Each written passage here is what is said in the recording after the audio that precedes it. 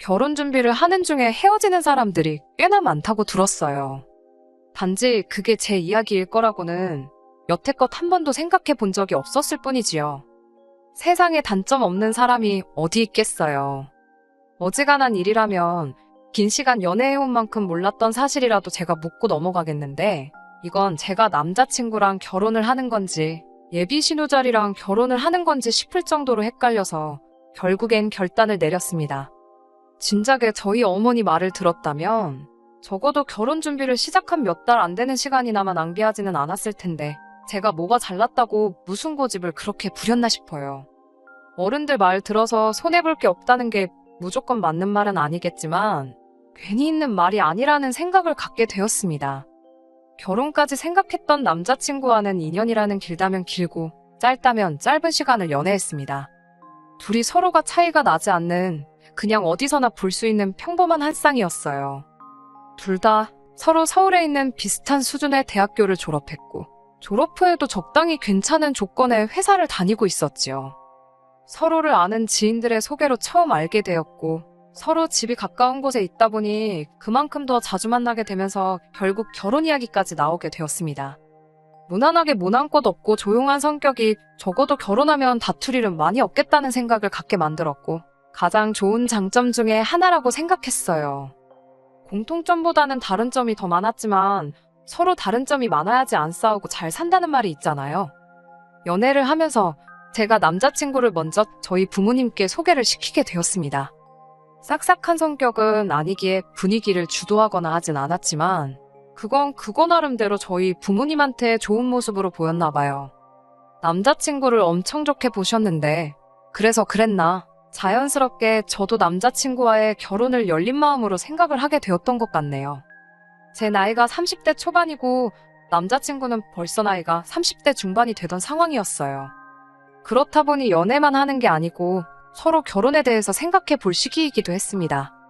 그리고 제가 남자친구와의 결혼에 대해서 생각을 시작할 때쯤에 남자친구가 먼저 저에게 결혼하자는 이야기를 꺼내게 되었고요. 그때까지는 저도 여느 다른 사람들 마냥 결혼하고 가정을 꾸리고 그렇게 행복하게 살아갈 거라 믿어 의심치 않았습니다.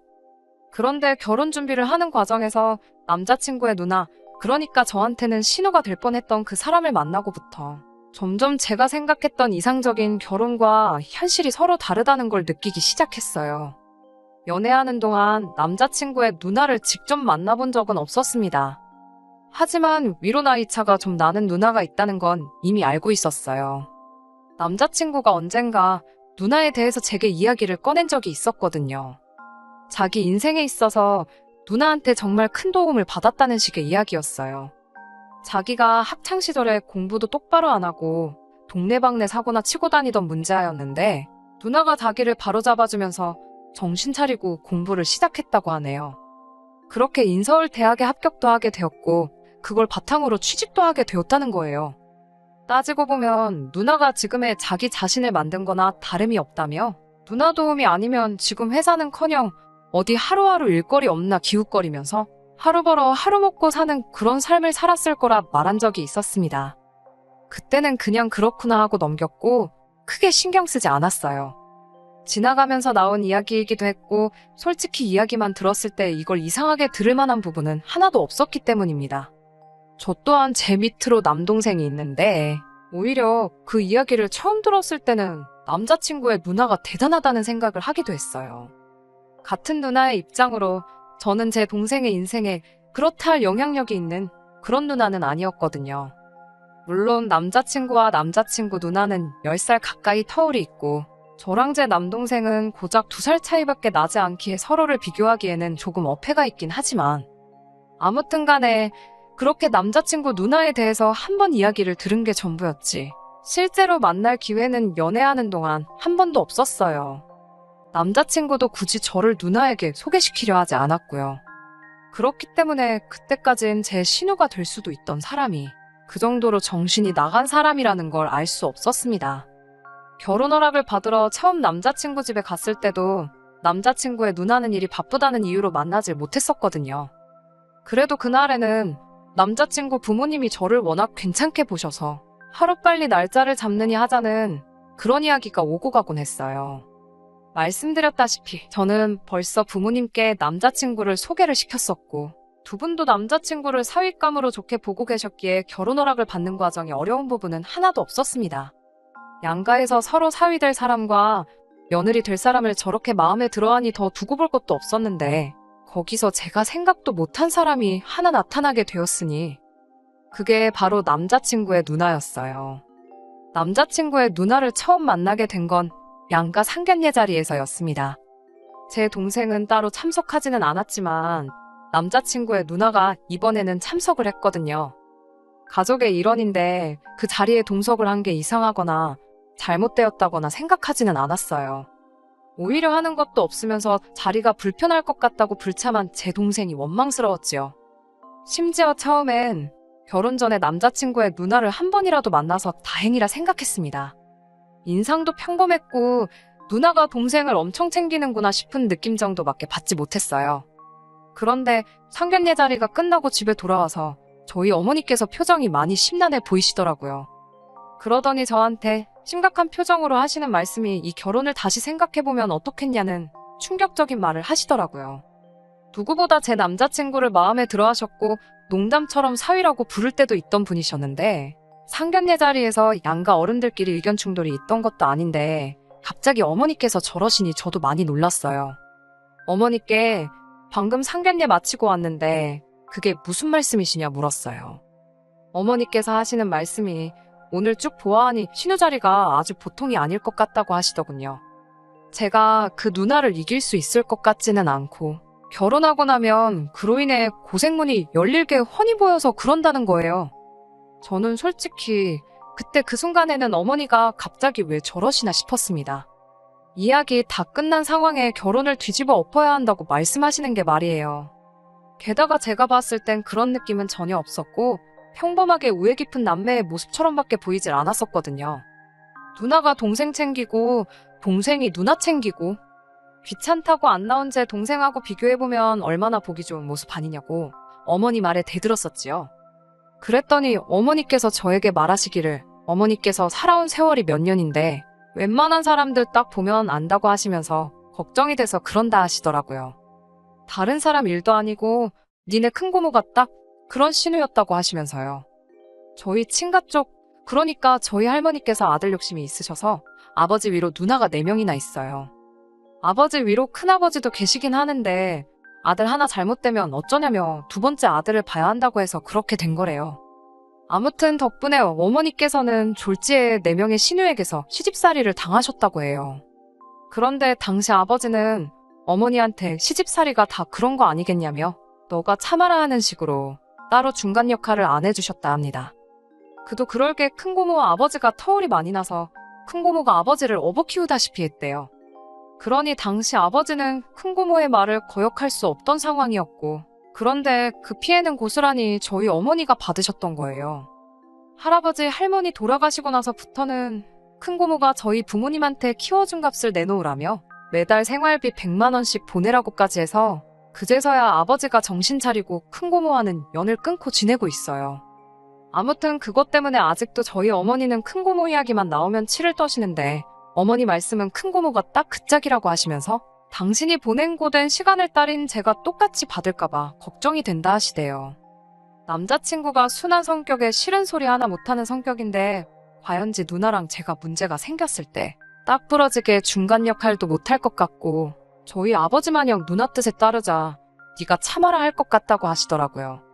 아직 결혼 날짜를 잡은 것도 아닌데 더 늦기 전에 무르는 게 좋지 않겠냐고 하시길래 제가 요즘 이때가 어느 땐데 신우 시집살이 이야기를 하시냐고. 세상이 많이 변했다고 걱정 붙들어 매라고 말을 제가 딱 잘라버렸어요. 걱정하시는 어머니를 뒤로하고 저는 저대로 다시 결혼 준비에 집중을 하기 시작했습니다. 어쨌든 인생에 단 한 번 있는 결혼식인데 소중한 기억이었으면 싶어서 실수 없이 잘 준비하고 싶었어요. 제가 회사에서 하는 일이 연관이 되어 있기 때문에 여태까지 들어간 비용부터 앞으로 들어갈 비용까지 결혼식에 관련한 모든 걸 꼼꼼히 정리해 표로 만들어 놓았습니다. 아낄 수 있는 곳은 아끼고 욕심 부릴 곳은 욕심 좀 내려고 했어요. 남는 건 사진밖에 없다잖아요. 그래서 웨딩 촬영이나 본식 촬영 부분에 예산을 넉넉하게 잡았어요. 그러면서 자연스럽게 스드메 쪽에도 비용이 평균보다는 조금 더 들어가게 되었지요. 하지만 그렇다고 해서 그게 막 몇천만 원 단위로 더 들어가는 것도 아니고 몇십만 원 차이밖에 나지 않았어요. 남자친구도 자기는 이런 거 잘 모른다며 저보고 알아서 잘 준비하라고 말을 했는데 제가 정리해놓은 표를 보여주고 며칠 지나지 않아서 갑자기 결혼식 비용에 대해서 길게 할 말이 있다고 저를 불러내더라고요. 그런데 그 자리에 나가보니 다른 사람도 아니고 남자친구의 누나가 그 자리에 같이 앉아 있었어요. 남자친구의 말은 겸사겸사라고 상견례 때 말고는 누나를 따로 소개시켜준 적이 없지 않았냐며 이참에 누나랑 인사도 시키고 그러려고 불렀다 하대요. 그때부터 촉이 안 좋긴 했는데 역시나 안 좋은 예감이 틀리는 법이 없더라고요. 남자친구의 누나가 제가 남자친구한테 보내줬던 예산을 정리해놓은 표를 들이밀면서 옳게 될 사람이 씀씀이가 아주 보통이 아닌 것 같아. 신우되는 사람으로 그냥 두고 볼 수가 없어서 한마디 하러 나왔다는 말을 하더라고요. 그때 문득 어머니께서 제게 걱정되었다고 하신 그 말이 떠올라서 아차 싶었습니다. 그리고 제가 준비한 예산을 두고 주저리 꼬투리를 잡기 시작하더라고요. 웨딩홀 식사는 미리 먹어봤느냐 하는 사소한 잔소리로 시작해서 본격적으로 시비를 걸어오기 시작했어요. 저도 여기저기 알아봤고 결혼식 비용에 신혼여행까지 포함해 2천이면 평균적인 비용이라고 알고 있었는데 돈을 물쓰듯이 쓰네 어쩌네 하면서 내 결혼식인데도 마치 자기가 결혼하는 것 마냥 이것도 잘 알아본 것 맞냐 저건 너무 비싼 거 아니냐 하면서 자기 말만 들으면 결혼식 비용을 반으로 줄여주겠다니 어쩌니 허세를 다 부리더라고요. 결혼식 영상이니 웨딩 사진이니 결혼하고 나서 아이라도 태어나보라고 그런 거 보면서 추억에 잠길 여유 같은 게 없는 것이 현실이라면서 쓸데없는 데다가 거금을 쓰지 말라더라고요. 시간을 돌릴 수가 있으면 자기는 웨딩 사진부터 생략하겠다나 어쩐다나요. 그러더니 스드메도 자기가 다니는 동네 미용실 언니한테 부탁할 테니 그 사람한테 받으라고 하고 촬영도 자기 지인 중에 사진 아주 기가 막히게 찍는 사람이 있다며 그 사람한테 부탁을 하겠다는 겁니다. 돈 아끼는 것도 좋지만 각자 분야에 프로페셔널들이 있고 저도 다 알아보고 진행한 건데 뭐 저렇게 감노하라, 배노하라 하는 건지. 그런데 그 와중에 남자친구도 지 누나 말에 고개를 끄덕이면서 이렇게 돈을 아낄 수 있는 부분이 많았냐고 하면서 역시 경험을 무시할 수는 없다면서 누나 대단하다고 엄지를 축혀 올려 세우고 있더라고요. 애초에 내가 내 결혼식을 어떻게 하는 건 이제 더 이상 중요한 문제가 아닌 듯 싶었어요. 제가 알아서 하겠다는 말을 하기도 전에 그럼 스드메랑 촬영은 이렇게 넘어가면 되고 하면서 다음 할 말을 또 끄집어내더라고요. 저희가 생각해둔 결혼식 날짜가 내년 3월 중순쯤 추위가 살짝 풀릴 때쯤에 올릴 계획이었어요. 그런데 신우가 날짜를 듣더니 결혼식까지 아직 5개월이나 더 남지 않았냐며 시간을 아끼려면 지금 임신을 해야 한다고 하는 겁니다. 남자친구도 30대 중반이면 이른 나이가 아닌데 뭐 여자 나이 30대 초반이면 늦은 거라고 아이한테 안 좋은 영향이 있을 수도 있다면서 하루라도 유전자가 젊을 때 아이를 가져야 한다는 거예요. 그러면서 아직 5개월이나 시간이 남았으니 결혼식 올리기 전에 아이를 가질 수 있도록 지금부터 노력을 하라는 겁니다. 애를 미리미리 만들어두라니 무슨 음식 재료 준비하는 것도 아니고 저걸 말이라고 하는가 싶었어요. 이미 어머니 말씀이 떠올라서 이 결혼은 어머니 말대로 뒤집어 엎어버리는 게 맞구나 하는 생각이 들었습니다만 그래도 뭐라 한마디 해주기 전까지는 제 속이 풀리지 않을 것 같아서 어디 얼마나 더 선을 넘으려고 그러나 보자 싶어서 자리를 지키고 앉아 있었어요. 아니나 다를까 저한테 결혼자금으로 모아놓은 돈에 대해서 묻더라고요. 제가 모은 돈이 1억, 남자친구가 모아놓은 게 1억 4천이었거든요. 이미 남자친구와는 서로 얼마 모았는지를 오픈해 놓은 상황이었고 그 예산에 맞춰서 제가 주도적으로 예산을 짜고 있던 상황이었지요. 제가 작성한 표도 인쇄해서 가지고 있었는데 분명히 남자친구의 누나가 제가 모아놓은 돈이 지 동생보다 4천이 적다는 사실을 모르고 물어봤을 거라는 생각이 들지 않았습니다. 아니나 다를까 결혼식 비용으로 돈을 저렇게 흥청망청 써제끼는데 모아놓은 돈이 많을 리가 없지 그러면서 저를 앞에다 두고 제 흉을 보더라고요. 결혼 후에는 얼마나 낭비가 심할지 눈에 보인다고 하면서 참으로 걱정이라는 거예요. 결혼 전이랑 후는 완전히 다른 거라면서 지금 쓰듯이 돈 써버릇하면 거짓골을 피하지 못할 거라는 겁니다. 그러면서 올케가 잘 모르는 것 같아서 그러는데 현실을 깨우칠 때까지 내가 돈을 관리해줄게. 이러는 겁니다. 생활비는 필요할 때마다 자기한테 타쓰고 그러면 자기가 영수증 검사도 하게 될 테니 자연스럽게 허튼 데다가 돈 쓰지 않고 과소비 안 하는 버릇이 들을 거라는 거예요. 말인지 똥인지도 구분이 힘든 소리를 줄줄 늘어놓고 있으니 저도 점점 빠져들더라고요. 이 개소리에 향연의 끝이 있을까 싶어서 얼마나 더 떠들 수 있나 지켜보기로 했어요. 남자친구의 누나는 저희들한테 고마운 줄 알라며 하나뿐인 동생 위해서 자기가 바빠서 그럴 시간이 없지만 돈 관리를 해주기로 결심을 했다고 하는 거예요. 제가 시큰둥하게 모시은 표정으로 지네 누나를 쳐다보고 있으니 남자친구가 낌새를 눈치챈 건지 그래도 누나 덕분에 결혼식 비용을 많이 줄여주지 않았느냐 하면서 누나가 원하는 대로 그렇게 하자고 하더라고요. 사실 여태까지 자기가 1억 4천이라는 거금을 모을 수 있던 것도 다 누나가 자기 대신 돈을 관리해줘서 그렇다고 하면서 누나가 돈 관리해주는 능력이 엄청 탁월하다고 믿고 맡길 수 있다는 겁니다. 더 듣고 있자니 시간도 아깝고 결국 남자친구 누나의 본심이 여태껏 제 앞에 개소리를 늘어놓은 이유가 제 월급을 관리해준답시고 제 돈을 가져갈 생각에 저랬던 걸 알게 되었으니 더 기다릴 필요가 없었지요. 그래서 남자친구 누나한테 여태껏 가스라이팅을 한 이유가 고작 동생 결혼하고 나서 동생 월급에 동생 와이프 월급까지 손에 쥐고 흔들고 싶어서 그런 거였냐고 했습니다. 가스라이팅은 무슨 가스라이팅이냐며 자기가 좋은 마음으로 해주는 건데 말버릇이 왜 그러냐고 받아치더라고요. 남자친구 누나한테 그 별것도 없는 새치어로 남의 월급을 통으로 가져가고 싶으면 좀 더 생각이란 걸 해봐야지 않냐고 잘 좀 생각해보라고 했지요. 남자친구가 저보다 모아놓은 돈의 액수가 많은 건 사실입니다만 남자친구나 남자친구 누나가 생각하지 않은 게 하나 있어요. 남자친구랑 제가 6살 차이가 납니다. 군대 다녀온 걸 감안하더라도 저보다 4년을 더 사회생활을 했고요. 그러니 따지고 보면 제가 돈을 더 많이 모은 거나 마찬가지잖아요. 남자친구 누나한테 그건 알고서 내 씀씀이를 가지고 뭐라 하는 거냐 따지니 어디서 꿀을 훔쳐먹고 왔는지 벙어리가 돼서 아무 말도 못하고 있더라고요.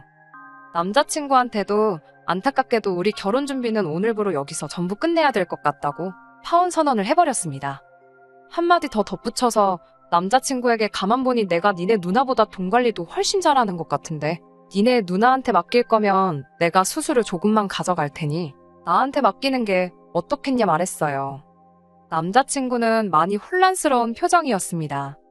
솔직히 여태 만나온 시간이 있어서 그랬나 안타까운 마음이 들긴 했지만 평생 남자친구 누나한테 휘둘리며 사는 결혼 생활을 택하는 것보단 파혼이란 결정이 100번 옳다 생각했습니다. 마지막으로 남자친구한테도 정신 똑바로 차리라고 한마디 했어요. 파혼을 결정하는 데 있어서 일을 크게 만든 건 니네 누나가 맞지만 결정적인 역할을 한 건 앵무새마냥 누나 말이 맞다고만 대답하고 있는 당신 모습에 크게 실망을 해서 그런 거라고요. 그러니까 이 파혼을 가지고 누나를 원망할 게 아니라 자기 자신을 가장 원망해야 하겠다 쏘아붙이고는 자리를 박차고 나왔습니다. 일이 이렇게까지 될 줄은 몰랐지만 어머니 말씀에 진작에 귀 기울일 걸 그랬어요. 그러면 이런 꼴도 안 봐도 되고 시간도 많이 아꼈을 거 아니에요. 집에 도착해 자초지종을 이야기하니 그래도 결혼해서 이혼하는 것보다 파혼이 낫지 않냐면서 어머니께서 잘했다 하시더라고요. 어머니께선 오랜 세월을 바탕으로 축적된 경험으로 제게 해주신 충고였을 텐데 제가 너무 제 생각만 하고 자만했던 게 참 부끄럽더라고요. 아무튼 가스라이팅이란 게 그렇게 무서운 거라는 걸 이제야 알았네요. 거의 20년이 가까운 세월을 누나 말이 무조건 맞다고 맹신하고 거역도 못하는 사람이 돼버렸으니까요.